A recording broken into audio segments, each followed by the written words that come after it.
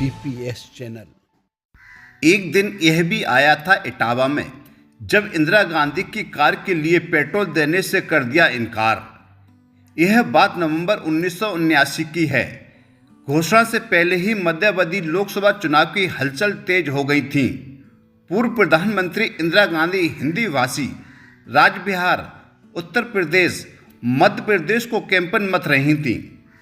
केंद्र में कार्यवाहक प्रधानमंत्री चौधरी चरण सिंह थे। इटावा के नुमाइश मैदान में विशाल जनसभा को संबोधित करने के लिए मध्य प्रदेश से यहाँ तक का लंबा सफर एम्बेसडर कार से तय किया। दरअसल प्रशासन ने सुरक्षा सहित अन्य कारण गिनाकर हेलीकॉप्टर को लैंड करने की अनुमति नहीं दी थी। काफिले में करीब 35 कारें थीं। इनमें से अधिकांश में इटावा आते आते पेट्रोल कम हो गया। तब शहर में 4 पेट्रोल पंप थे।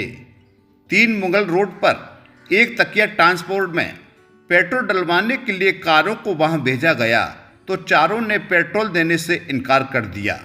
करीब 44 साल पुराने राजनीतिक प्रतिद्वंद्विता से जुड़े उस वाक्य को याद करते हुए हेम कुमार शर्मा बताते हैं कि उस समय वह यूथ कांग्रेस आई के बसरेर ब्लॉक अध्यक्ष थे। तब कांग्रेस में बनारसी दास गुप्ता की सरकार में मुलायम सिंह यादव सहकारिता और पशुपालन मंत्री थे और केंद्र में चौधरी चरण सिंह कार्यवाहक प्रधानमंत्री।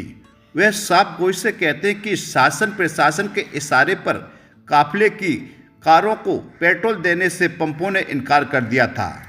ऐसा परेशान करने की मंशा से किया गया था।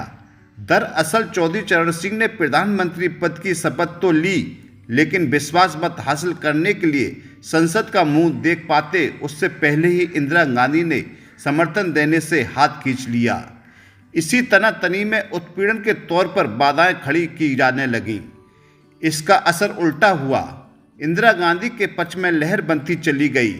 नवंबर 1979 में इंदिरा गांधी आई तो विशाल नुमाइश मैदान खच बड़ा भरा हुआ था और दिन भर बूंदाबांदी होती रही। दोपहर 2 से 4 बजे तक चली जनसभा में इंदिरा गांधी 38 मिनट तक भाषण दिया।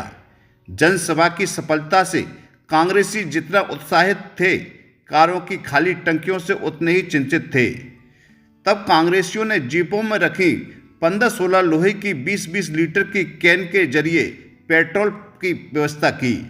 शर्मा जी बताते हैं कि तब पेट्रोल 2.5 रुपये लीटर, डीजल 1.5 रुपये लीटर था। जनसभा के बाद इंदिरा गांधी काफिले के साथ शुकौबाद होती हुई दिल्ली गई थीं।